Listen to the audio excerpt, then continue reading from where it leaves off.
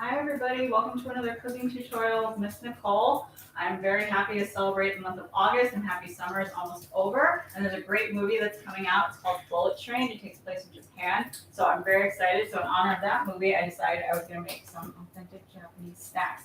So I took the recipe that we're going to make from this book. It's in the buckle system.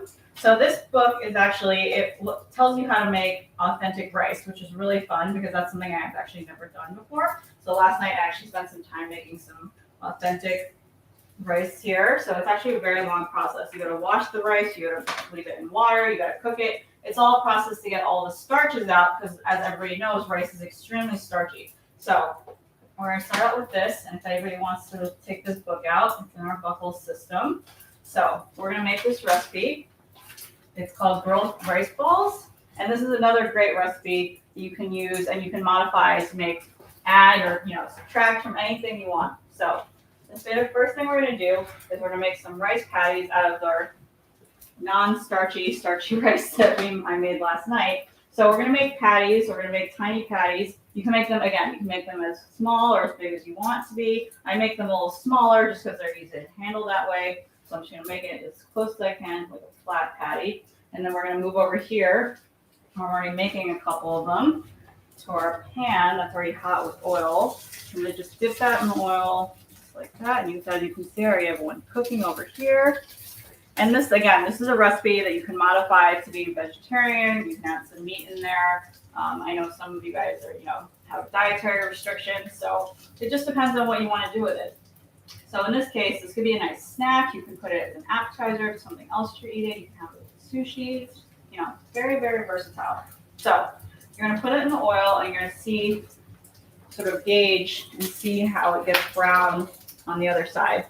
So you're going to see all that nice frying, hear that nice noise. So you're just going to wait and make sure that it gets nice and brown on the bottom. So this one I started a few minutes ago. I'm just waiting. See how it's starting to get a little bit brown on the bottom. And you actually don't even need to flip it over, which is nice because it's actually nice. You can cook it even with the chopsticks if you want. You don't barely need any cooking tools for this. So got the nice browning. And as soon as you can sort of see the edges getting a little bit brown, see, got a little bit of nice coloring under there. Depending on how crispy you want to make it, you can sort of take it out and gauge what you want to do. So depending on this recipe calls for 1.5 cups of rice. I actually made 2 cups of rice, and it gives you, as you can see, a lot of rice. So this will last you a long time, and you can make a lot of different rice cakes. You can even save some for later.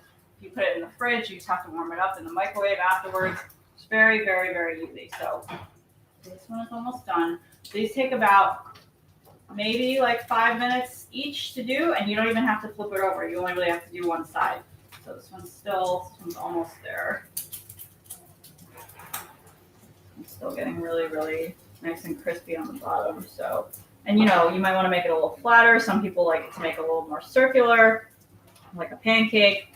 So in the recipe book, they even do triangle shapes. It's a little out of my league, I think, but some people like to make triangle shapes. That's the more traditional shape.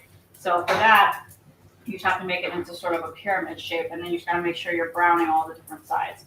So this one looks like it's just about done. I'm going to take it out, take it off the flame.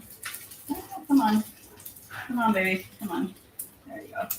So this one I'm going to leave in there so it keeps browning. So then you got this nice crispy pancake right there. And it's a really delicious snack. It's very easy to make, very crunchy.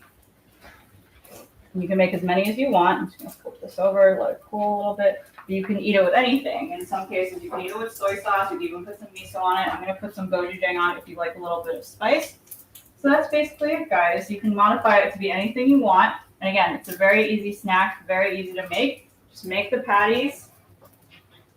Again, you just make the patties. Make them as big or as small as you want. Put them in the pan. Just fry them up a little bit for about 5 minutes. Keep an eye on it. This one's getting already brown, so the heat's kind of high.